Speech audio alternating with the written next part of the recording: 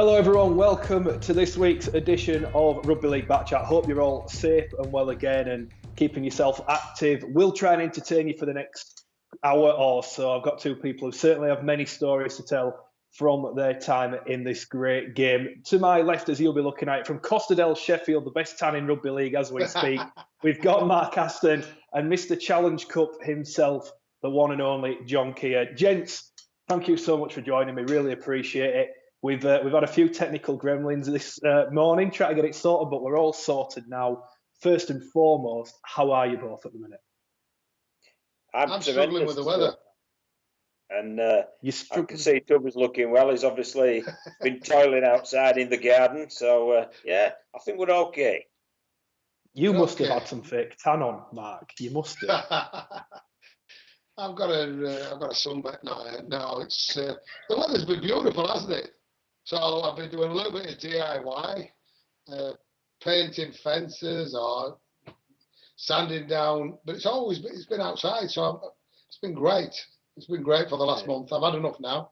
I'm ready to start work. How much are you missing rugby, John? I'm itching, and I dread to think how you must be. Yeah, I think basically, what this has brought home to us is that human beings are very social animals. And at first it was a bit novel and so on. But as the weeks have worn on, you do miss being in and amongst human beings. And from my perspective, why I've been in rugby league so long is because I love being in and around teams. And you just miss the banter, you miss the dressing room camaraderie, you miss the stresses and strains, the planning and preparation. So there's all sorts to miss, but we've just got to sit tight until we can get back out there. And when we get back out there, I think we'll all appreciate it much, much more. Can't disagree with that. I have a good idea what both of you two were doing on Sunday afternoon. I imagine it involved sitting in front of a TV, watching BBC One, reliving that brilliant, famous day for Sheffield Eagles when you beat the Wigan Warriors. Mark, am I wrong? Were you watching on? I had a little sneaky peek, yes, definitely. I actually chilled because the weather was, obviously, to keep the tan up, I'd have to be outside, but the weather wasn't good, was it? So I sat down and watched it. I've got to admit, I sat down and watched all the games and thoroughly enjoyed it. Because when you're not watching it or involved with it, then you certainly miss it. To get the fix was certainly much needed. John, you were the star of the show, not only the Sheffield game, but the Hull FC game. You're on the commentary for the Leeds Wigan game as well. It must have brought back some tremendous memories for you. It was. I wish they'd have paid me for the number of times I mentioned my name because I'd have made a bob or two then. But yeah, it was a great afternoon, wasn't it? And it shows how much you do miss it. But you know, that Sheffield, May the 2nd, 1998, it's etched in my mind, it's etched in Tubby's mind, I'm sure, and all the lads who were involved, because it was a special, special day. And whenever we see each other now, we can't help but talk about it to each other. And whenever we look each other in the eyes, we know we've got some special, special memories, and we achieved a mighty, outstanding achievement. I'll start with you, Mark. What are your fondest memories of the day? Not just so much the game, because I know that speaking to people who've been involved, it's a lot more than just what happens on the field, isn't it? Yeah, it's the build up, and I always go back to JK coming into the first pre-season training session and saying to us, boys, we're going to go to Wembley this year, we're going to win it. And this is the first session of the season before we've started, pre-season. And you've looked at him and thought, has he lost his marbles or what? And we had a bit of banter about it. But he planted the seed. He went on the gin. But it planted the seed, and then obviously the detail and the things around it. So we got together every time there were a draw on. We got together, we had a chat. Who do you want to play? Where do you want to play him? And it was like the story were written for us, And I remember being in the room, the team meeting room, and quarter-final time. And who do you want? Cass. Where do you want him? Cass. And it came out as the draw, Cass at Cass, because there were a number of obviously cast kids who were playing for Sheffield Eagles at the time. So that was special. You think, oh my word, it's destiny. This we can achieve this. Go to Cass. People remember it for different things. I thought it was a cracking game. West Summit to Bowler were outstanding. Keith Senior, Flat and Barry John Mather, great punch. There were lots of excitement in there, and it was a classic game. And then we're back in the room after we beat Cass, and John says, "Who do you want? Where do you want them?" Well, there were London, Wigan, and Salford. Salford, please, and where do you want them? Let's get them at Headingley. And it came out. What he forgot to tell us, that we'd probably be 18-0 down after 20 or 30 minutes in the semi-final, which was a bit of a shock to us, to be fair. But because we'd believed in what it said to us from the beginning, and we thought that we could achieve it, and everything was going in the right sort of direction, we found a way to win that game.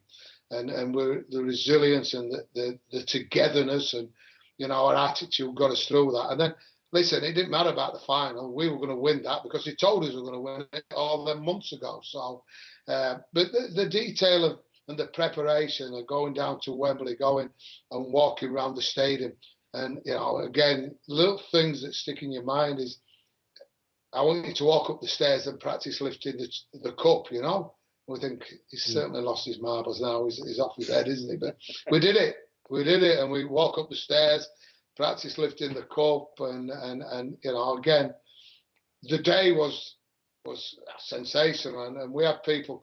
I always remember Barry Johnson coming in talking about the tunnel, coming out of the tunnel. Don't get involved with the crowd. Keep your focus. And I remember myself banging the ball on my head and thinking, don't look. Somebody always said to me, what was the music? And I still to the day can't remember, I was that focused, that intent on what I had to do and not get involved with the atmosphere. And, people, there was a woman called Ann Thompson came in and did some mental preparation for us where we'd lay in a dark room and basically someone would go to sleep, to be fair. I always remember one or two of them snoring, but it was special. The preparation, the lead up to it, obviously coming out of the tunnel, but there was no way they were going to beat us. John had set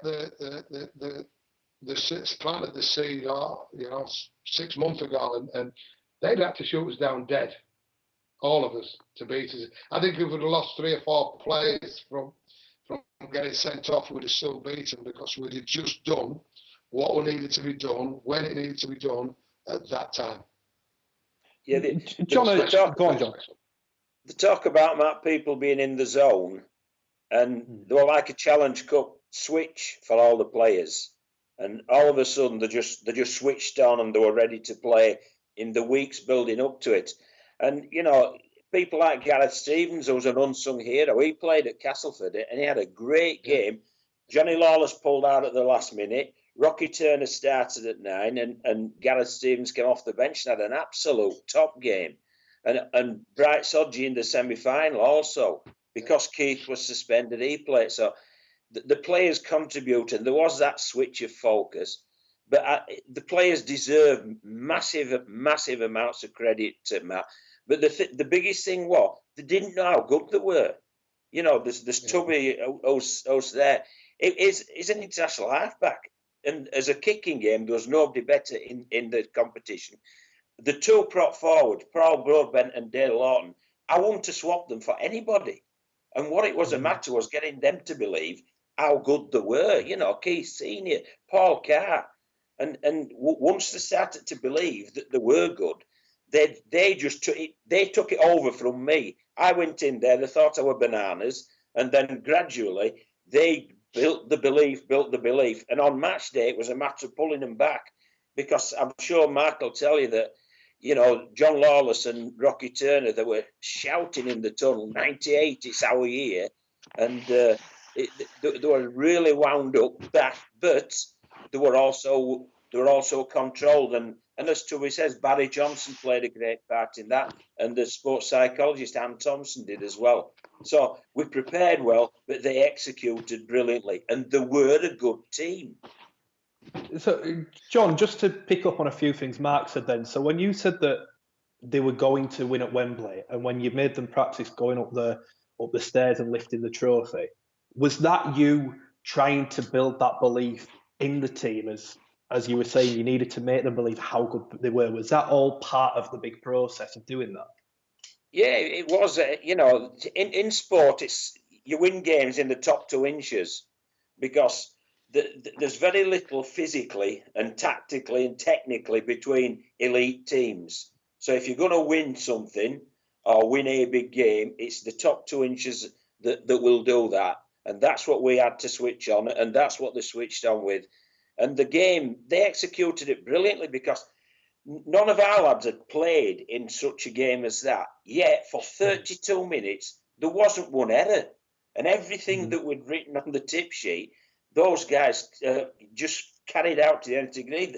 The bloke sat in the middle here, he was magnificent, rightly won the Landstock Trophy, because that game plan, he must have been reading it every set of 6.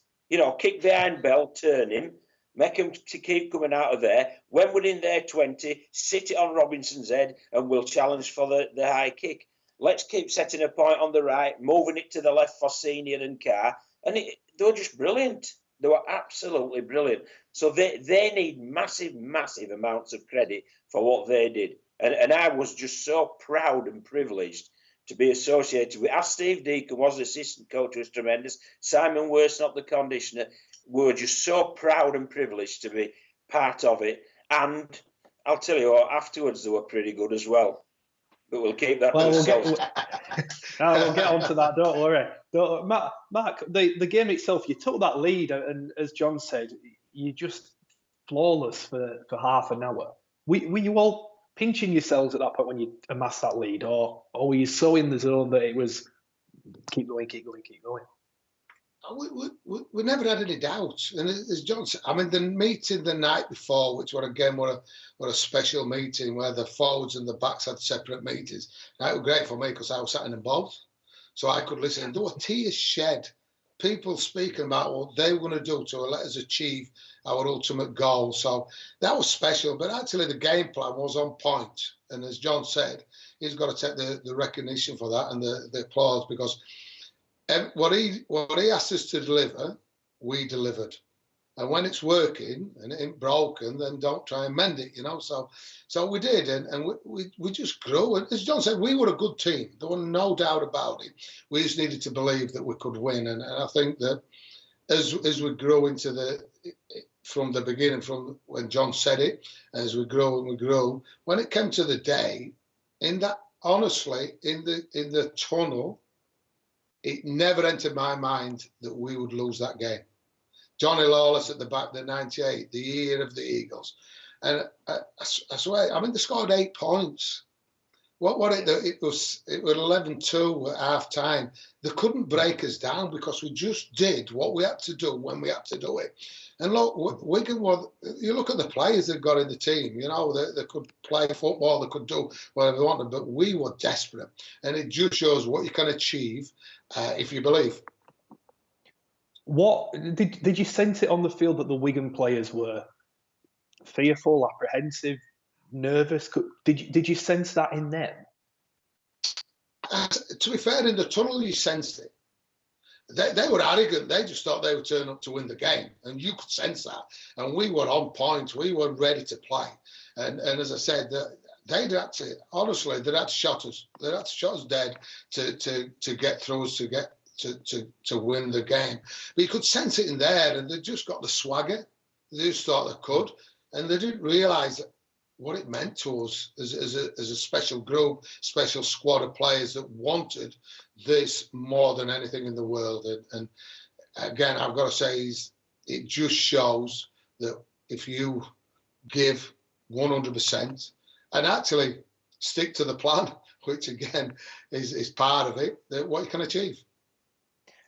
John, I think I called you Mr. Challenge Cup at the top of the show, and I don't think many people would disagree with me on that one.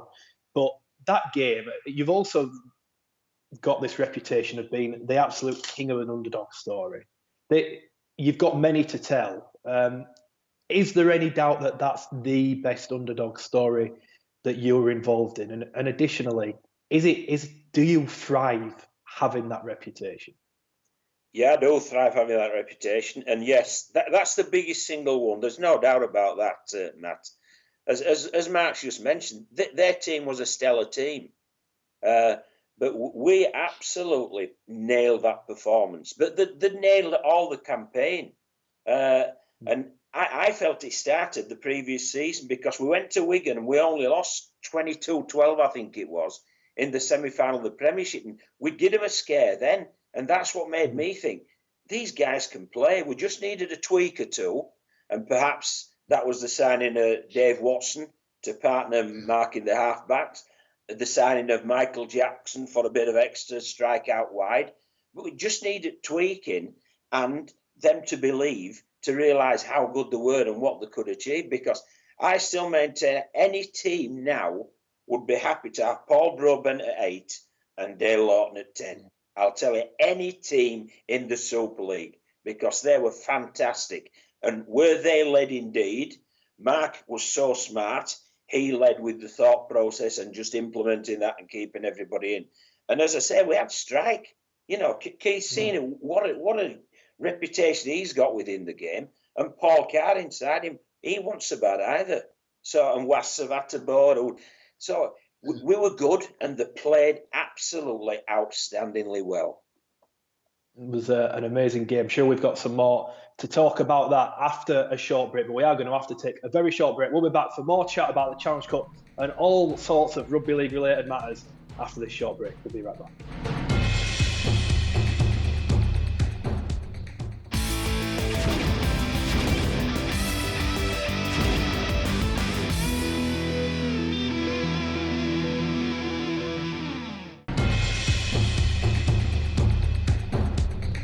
Welcome back to the second part of this week's Rugby League Back Chat with Mark Aston and John Kear. Mark, I'm going to have to give you a moment in the spotlight. We haven't mentioned it yet. You did win the Lance Todd. What was that like? Yeah, it's obviously special to be announced the player of the game in such an iconic stadium and game was certainly something special. But it could have been 1-17. Let's be fair about it. Paul Broadbent, Dale Lawton, Was Savata.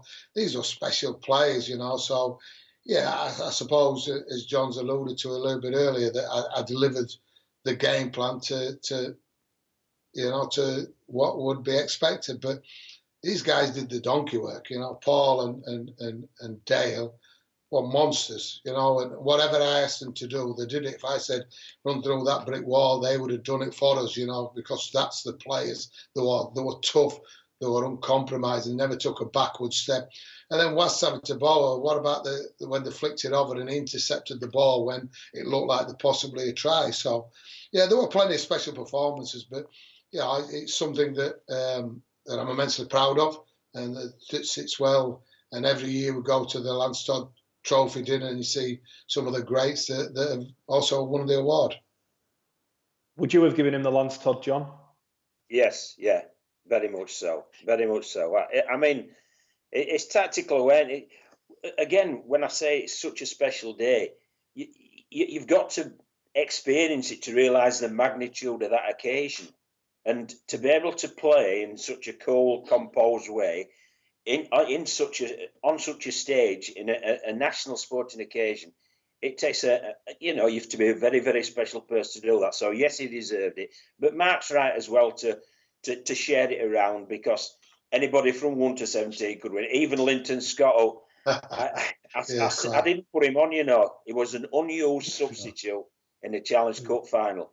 And the first thing I did after we went down, I apologised to him, but I also said we had to win the game, and he understood totally, and he was as much a part of it as anybody else. And it was that camaraderie, that oneness, that really made it so special. And we're still like that now, because Mark still arranges some socials, and we all go along there, and we bore everybody silly, but we still enjoy it, and we're still in touch, and that's what a special group of people can achieve, and it's what a special group of people can really live off those memories and enjoy the memories. Now, John, it was interesting watching you on the show, because the suit was questionable.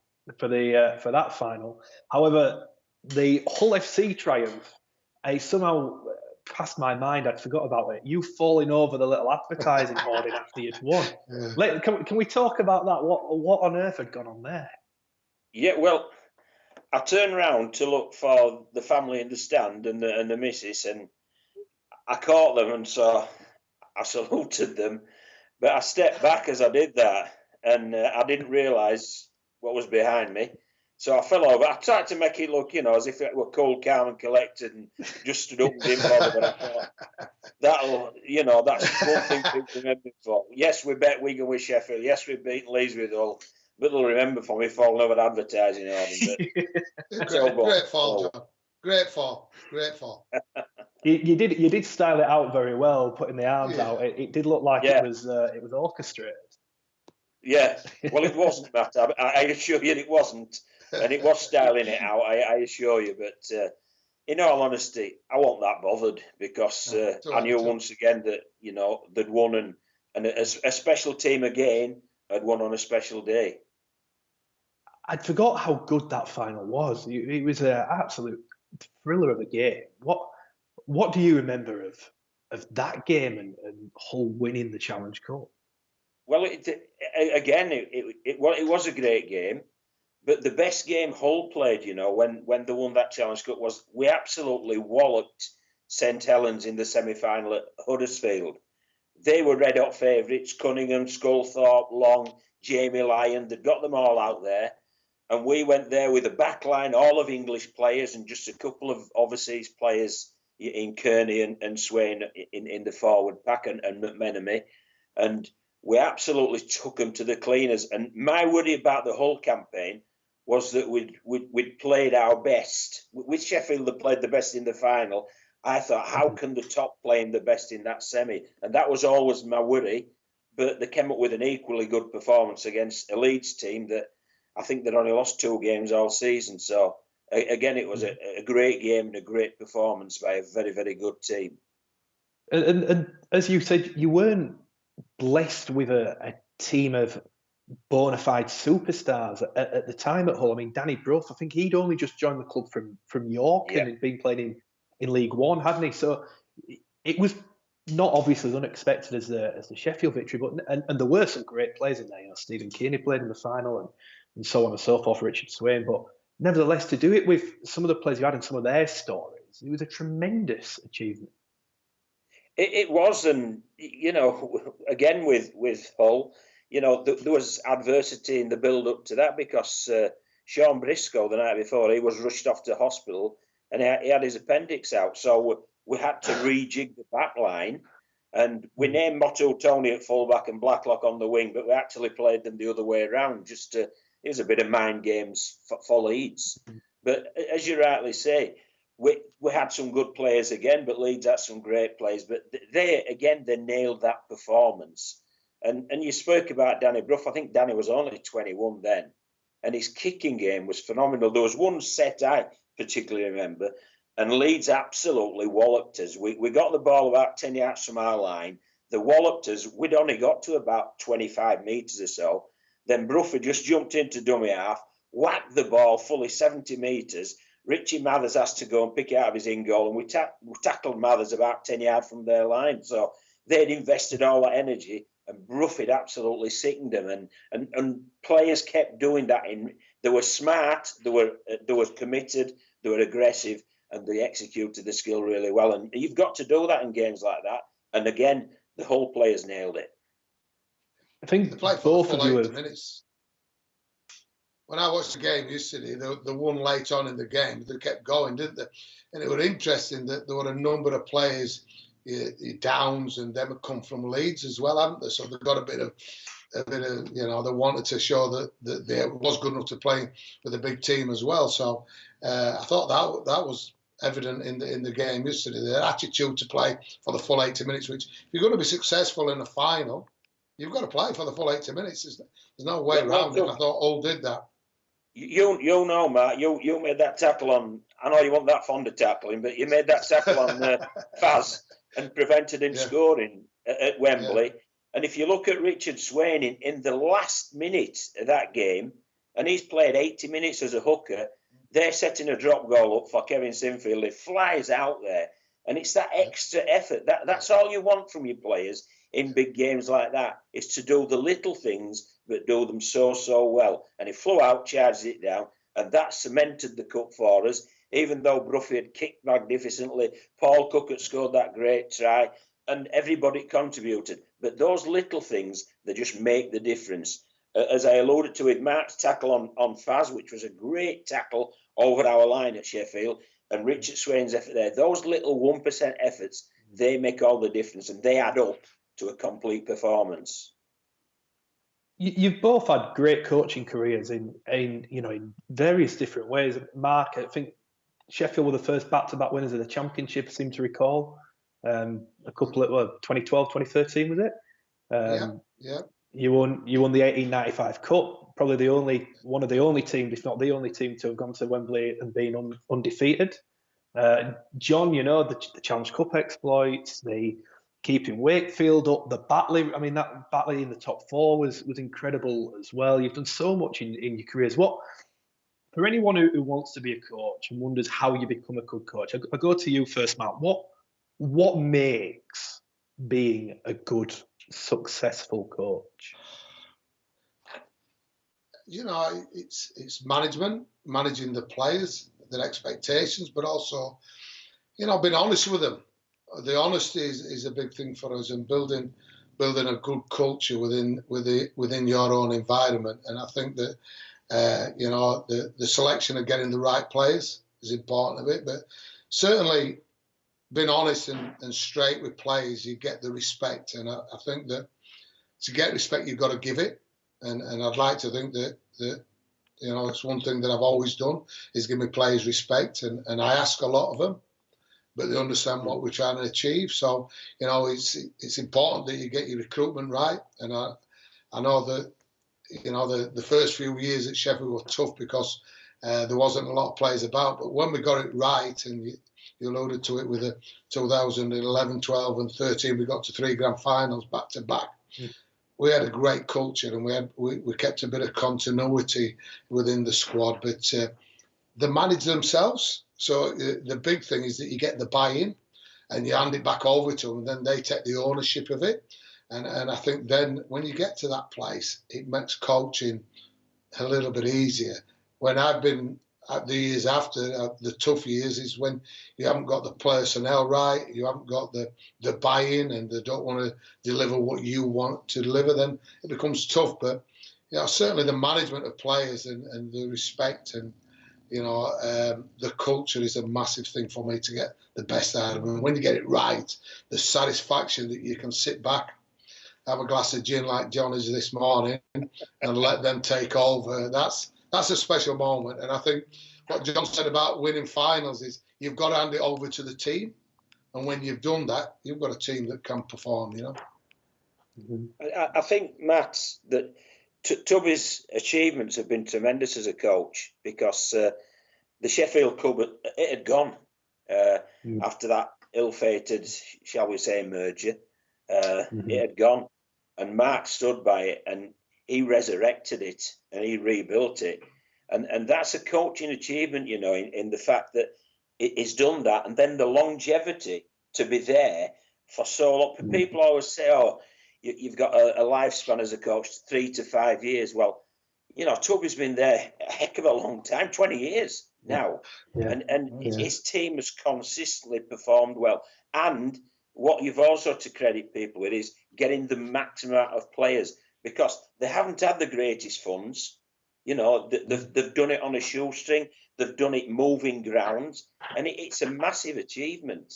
And I think it's one that people don't realise. Unless you're a coach yourself, you don't realise how difficult it is managing all those different circumstances along with the different players, and having to use a budget within that and still be successful, where everybody just measures it, which is on the playing field. But there are other measurements as well, which is obviously keeping the club alive initially for Mark, and then obviously achieving success, which he has done consistently since.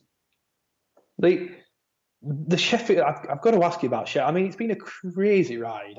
I think I've watched you play at about 25 different home venues, and you've lost players here, there, and everywhere. You've brought players in from obscurity. Yet, as you said, there have been some testing years, and maybe years where you've not done as well as you'd have liked. But then again, you've defied the odds on as many and probably more occasions than that. How on earth have you managed to do it? But how have you managed to not tear your hair out at the same time with everything that you've gone through? Well, I've stuck it back on. No, I think the why we kept it alive is the most important thing. You know, for Sheffield to win in '98 the Challenge Cup, and then just over a year later to be gone, is absolutely ridiculous. And you know, did we have a massive crowd? No, but we had a nucleus of 3,000 to 4,000 to 5,000. There's clubs got that now, and it was, you know, what was successful. We got to, before the Challenge Cup, we got to the semi-final of the playoffs. We got to the Challenge Cup the year after we had a tough year. But it always going to be a tough year, of course it was. We won a World Club Challenge, Tubby, as well. We won exactly. So the success, and again, Super League were only just beginning. If Sheffield, and I believe this personally, if Sheffield had still been in Super League now, they'd have been a force up there. They'd have got the crowds. The amount of people that come up to me in Sheffield now and talk about Super League is unbelievable. When you go in there, Mark, I go, when you lot start coming and give me some money and supporting us and things like that. You know, but look, that's gone. And I know that me and John had a few words out of the merger, didn't we? We had a bit of a difference, and it was tough for John. It was tough for me. I'd invested a lot of my life into Sheffield. Not, you know, I was 17 years old when I came. I've been in the schools. I know what it meant to. Yeah, the objective of the club when we set it back up was I wanted to give a kid a dream, and I wanted to give a kid an opportunity to do what I'd done. And you know, when we set off on this journey as aim, we just threw a team together. We had 3 weeks to throw. We only got in the league as a new Sheffield Eagles because Bramley came out. So, you know, we put a business plan to them. They didn't let us in. We went and appealed. They didn't let us in. Then the third time, I said, well, I walked out. I said, I'm not copying that. That's wrong. You know, we're doing it for the right reason. We've got a business plan. And luckily or unluckily, Bramley folded. So we got in. And we set off on this journey. We had 3 weeks to prepare a team. We ain't got a team. We ain't got a kit. We ain't got anything. But we started the journey with the objective is to give that kid a dream. And, you know, the day, and we've had some special moments over the last 20 years with Sheffield. But I always remember going down to Bawtry Road where we trained. And I'm still down there with the main man out of Sheffield Hallam University. I said, I don't understand why you don't take this site on and make it into a facility for the university. And he said, I don't understand that either, Mark, because we pay for renting places and things like that. They turned it into a facility, and which meant we could start delivering our performance structure.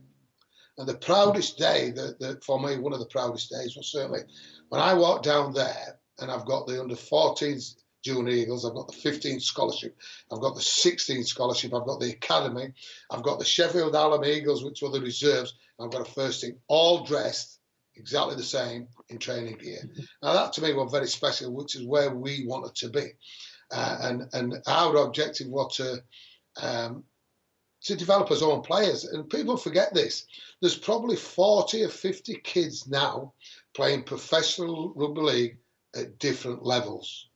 There's Eddie Batty in London, there's Mark Aston in London, you know, there's people playing at Doncaster, there's people playing in all the different, you know, competitions, which is great. I had 3 kids and 4 kids with Ryan Miller that come through our system play at Wembley last year. And that gives me a lot of satisfaction, you know, Paddy and Greg Burns. And we got that taken away from us, which absolutely nearly took me over the edge.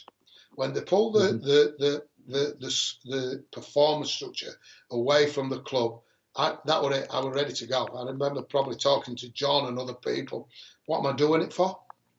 What's the purpose anymore?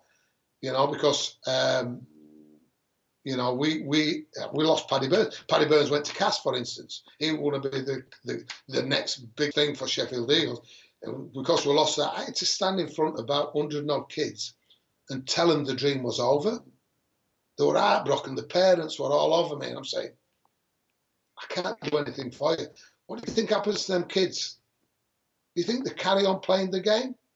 Or do they walk away from the game because there's no dream? They can't get to Wembley. Now, luckily, you Greg Burns, you Paddy Burns, you Blake Broadbents, they stuck at it and they got the day in the sun last year, which made it all worthwhile. But I've got one team again now. It breaks my heart. I've got one team. I would run in 6 squads and we could see a structure going through. What are the best kids, you know, and when people said to me, well, your kids aren't good enough. What?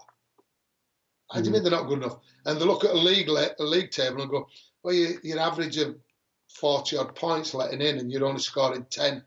I said, but what would score at half time?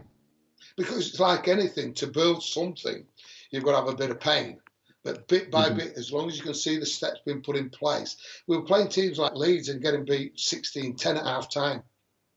Well, I knew we'd collapse ending because I was a coach with experience. We knew we'd collapse. They get fatigued, they go, and then they get run over, which is what happened. But year after year, we got better and better. And I always remember Barry McDermott phoning me one day after Leeds had played Sheffield, and he said, Tubbs, you must be immensely proud of your kids. I think we got beat 40-28. He says, but your kids were a credit to the club and all that. And I thought, we made it. We're there. We're getting, you know, we're in where we want to be. 12 months later, it's gone again. So we've had plenty of adversity, plenty of kicks. And I've got to say to you, I never thought I would set up it again. I thought I was done. I can't go through it again. But the appetite's coming back. The little bit of sparkle in my eyes is coming back. I can't wait for the stadium to happen. Then I can set up the performance structure again. And if the Rugby League don't want us to be part of it, then I'll set a centre of excellence up for rugby. And if then they're playing either call, then I'm doing my job and just giving a kid a dream, you know? Mark, I'm going to have to. Well, I think you've stopped there anyway. Thank you for that. We need a break though. I've run horrendously over. We'll be back for more Rugby League chat after this short break.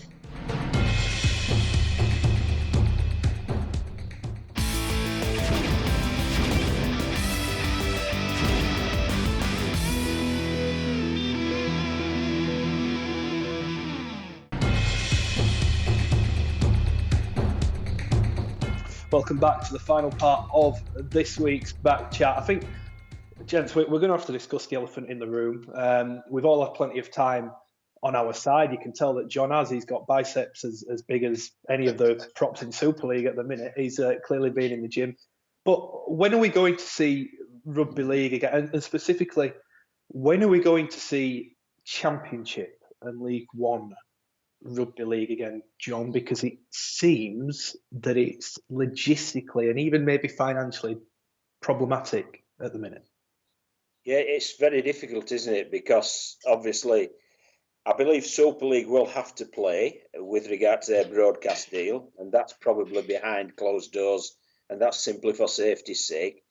But obviously for Championship, it's completely different. You need people to be watching to create that revenue stream, with people through the gate, with the wet sales and the food that's in there, as well as selling the sponsorship. So I can't see any hope of the Championship returning until well into July. And obviously only then it will be when it's absolutely safe to do so, because you can't risk people's health, you know, to play rugby. Rugby League's very important to everybody here and everybody watching it. But also people's health's very important as well, and we've got to realise that and put things in perspective. But I don't know whether there'll be any promotion this year, because I don't know whether we'll complete the season. I think it's going to be very difficult, and it really is a test of the people at the very top in the RFL to try to get some form of competition back that's meaningful, so that we can make sure that, I think next year, 2021, is a vital year for the game. Not only for Super League, Championship, League One with the promotions, but also there's the World Cup at the end of it. And that's our crown jewel, because that's when the national media are onto it. And that's what we need to make sure isn't interfered with. And we need to make sure the players aren't overplayed before they hit that tournament as well. Mark, from a financial point of view, as John alluded to there, how do clubs in the Championship make money if they cannot have crowds and spectators at their stadiums? We don't.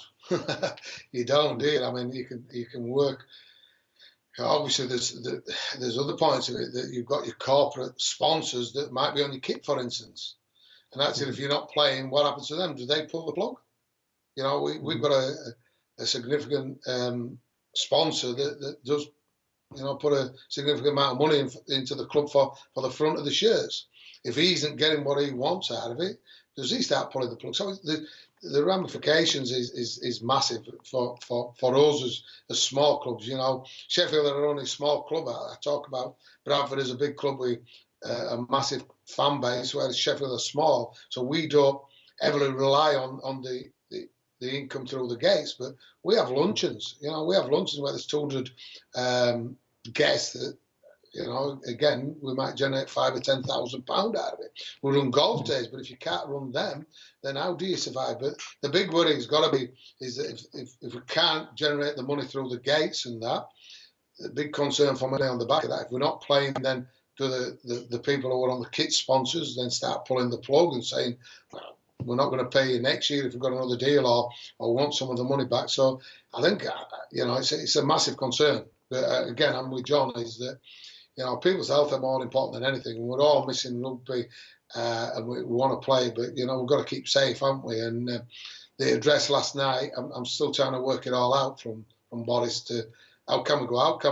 How can't we? Can we see anybody? How can't we? But you know, it's a massive concern. But as you say, we've got light at the end of the tunnel. Sheffield are going to have a stadium. There's the World Cup. The exciting times are going to be next year.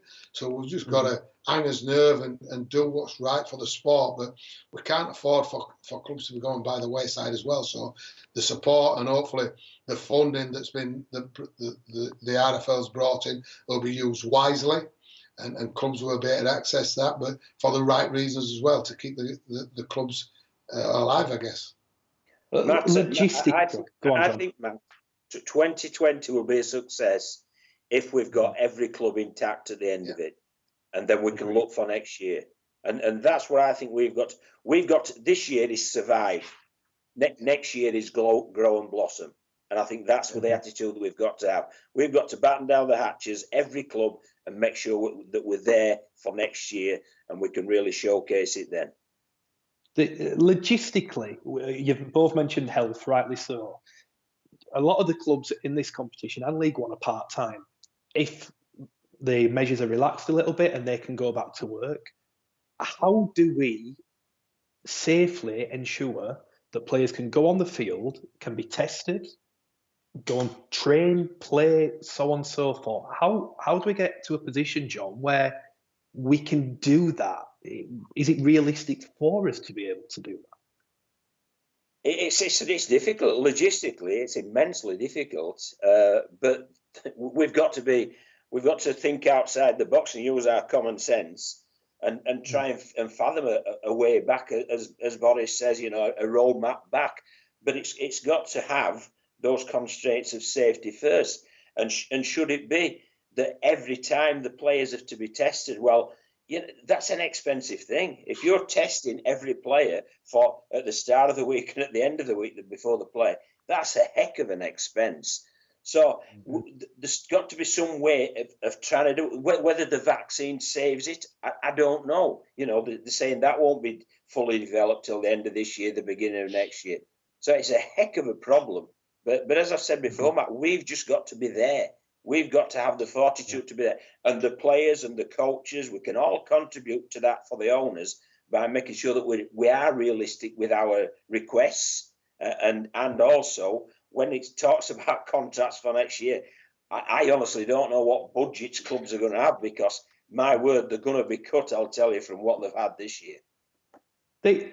Look, I won't lie, I've spoken to a few officials around Championship clubs in the last 7 days, and there is a belief among quite a few that I've spoken to that the sensible and perhaps the only option right now is to void the season Mark, and John, I'll go to Mark first. As a coach, but also in the position you have at Sheffield, where you are involved in day-to-day getting the club up and running, along with Liam, who does a fantastic job. Is voiding the season the correct solution, the only possible solution that these competitions may have? Well, again, it comes down to the cost element. If we've got to test everybody, as John's just said there, if we've got to test everybody, can we afford that? And I mean, for Sheffield, we haven't got a ground. So our overheads are quite minimal at the moment. It doesn't actually affect us as much as some of the other places. But certainly, we talk about the health of the players and the well-being and the mental health. And, we've got to look at the fact that if they're going to try and cram out, we'll come back in July and try and cram 3 games in a week, what's going to happen then? So we've got to do the right thing by the players and not dial up the quality of the competition as well. If we have to void the season, then that's what it's got to be. I guess if we're not back by July, that's what will happen. Is there an opportunity then after that to do something else and have a little a winter competition? I don't know, but it's not something we want. But if that's the right thing we've got to do, we've got to be united. We've got to stay together, and we've got to get through it. But again, it's going to have a massive kick-on effect for next year, as John said, with budgets and things like that. But it's certainly not ideal. I think, Matt, we've got to be flexible in our thinking. If we come back July, August, we might just say you play everybody just once. Right. So the 4 games have counted. You've 9 games to do. You can have your playoffs. But there's no promotion this year. But I know, obviously, some people have invested massively in order to get up this year. But you can make a meaningful competition. But whether you can actually have the promotion relegation, I don't know. But as I said before, this year's about survival. Next year's about growth and to blossom and to end up with what I hope is a magnificent World Cup at the end of it. I mean, Matt, I think one thing that you'd mentioned is maybe playing through the winter, which has been mooted, obviously. But as John says, we've got a World Cup at the end of the year. And how do you piece together a season through the winter and then get the 2021 season going and make sure that these guys have the recovery, the rest and everything in between to be ready for the World Cup as well? Well, it's a different balance for us again. I mean, I've spoken to players that have got holidays booked in October. I've told them we've got to cancel them because we might be playing in October while November. And then we do a winter set. So they're booking them for November. We might have a winter season. No, you can't have that. When do they get the break? So we've got to be really sensible. And everybody's affected here. I know Matty James had booked to go to Thailand in sometime in October. And I just said, mate, you can't do it. So he's had to cancel it and rejig and put it back to November. But actually, what if we're playing then? So there's lots of areas that the unknown, and the sooner we can clear it up, the better, and give them. But it wouldn't be ideal. Winter, we've gone away from winter, we want summer, but I understand that some clubs will need revenue to survive that period as well. I think what we've to do, I think we've to say the end of November is the grand final date and work back from that. Because also players, their contracts finish November the 30th. And they might not be retained at your club, or you might sign others in, and that would make it even more facile. But if you finish in November, you can give them the players off until Christmas, then have a shorter pre-season, then we're back into it then. So the players have had a semblance of rest, recovery, regeneration, and then preparation for the following season. So I really do. I think the powers that be have just got to be smart, and they've to identify the timelines and fit something in without overplaying the players. Because, as you've rightly pointed out, Matt, in the Championship, the vast majority of players are part-time. They have to go out to work as well to earn money for their families, as well as playing rugby league. You can't ask them to play 3 times a work and go to work and be a joiner or a bricklayer or whatever. It's just impossible. Just to wrap up, John, don't know about you, but whenever we get rugby league back, it's going to be a very special day, isn't it? It is. It's going to be fantastic. I mean, I can't wait for it. I mean, I used to moan about, it's game upon game upon game. I will never, ever moan about having too many games at all. I promise you, that is a promise to anybody who employs me. I will not moan about number of games. When you've had a game on a Sunday and you've got an 1895 Cup game on the Wednesday, I'll remind you of that comment. I won't. But for now, gents, I promise you. Gents, thank you so much for joining us. Really appreciate it. Fantastic to get your views. Thank you for listening. Hope you've enjoyed it. We'll be back soon for another edition of Rugby League Back Chat. Take care.